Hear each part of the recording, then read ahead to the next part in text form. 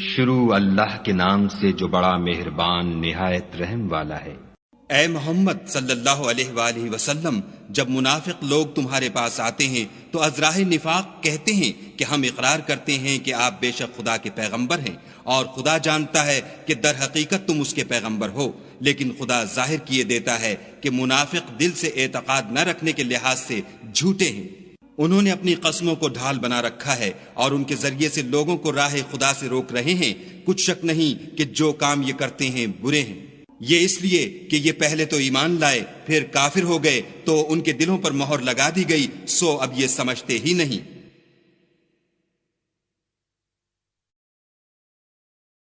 اور جب تم ان کے تناسب اعضا کو دیکھتے ہو تو ان کے جسم تمہیں کیا ہی اچھے معلوم ہوتے ہیں، اور جب وہ گفتگو کرتے ہیں تو تم ان کی تقریر کو توجہ سے سنتے ہو، گویا لکڑیاں ہیں جو دیواروں سے لگائی گئی ہیں، بزدل ایسے کہ ہر زور کی آواز کو سمجھیں کہ ان پر بلا آئی۔ یہ تمہارے دشمن ہیں، ان سے بے خوف نہ رہنا، خدا ان کو ہلاک کرے، یہ کہاں بہہ کے پھرتے ہیں۔ اور جب ان سے کہا جائے کہ آؤ رسول خدا تمہارے لیے مغفرت مانگیں تو سر ہلا دیتے ہیں، اور تم ان کو دیکھو کہ تکبر کرتے ہوئے منہ پھیر لیتے ہیں۔ تم ان کے لیے مغفرت مانگو یا نہ مانگو، ان کے حق میں برابر ہے، خدا ان کو ہرگز نہ بخشے گا، بے شک خدا نافرمان لوگوں کو ہدایت نہیں دیا کرتا۔ یہی ہیں جو کہتے ہیں کہ جو لوگ رسول خدا کے پاس رہتے ہیں ان پر کچھ خرچ نہ کرو، یہاں تک کہ یہ خود بخود بھاگ جائیں، حالانکہ آسمانوں اور زمین کے خزانے خدا ہی کے ہیں، لیکن منافق نہیں سمجھتے۔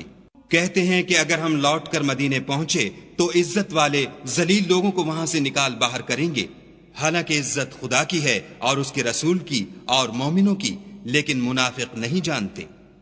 مومنوں، تمہارا مال اور اولاد تم کو خدا کی یاد سے غافل نہ کر دے، اور جو ایسا کرے گا تو وہ لوگ خسارہ اٹھانے والے ہیں۔ اور جو مال ہم نے تم کو دیا ہے اس میں سے اس وقت سے پیشتر خرچ کر لو کہ تم میں سے کسی کی موت آ جائے تو اس وقت کہنے لگے کہ اے میرے پروردگار، تو نے مجھے تھوڑی سی اور مہلت کیوں نہ دی تاکہ میں خیرات کر لیتا اور نیک لوگوں میں داخل ہو جاتا۔ اور جب کسی کی موت آ جاتی ہے تو خدا اس کو ہرگز مہلت نہیں دیتا، اور جو کچھ تم کرتے ہو خدا اس سے خبردار ہے۔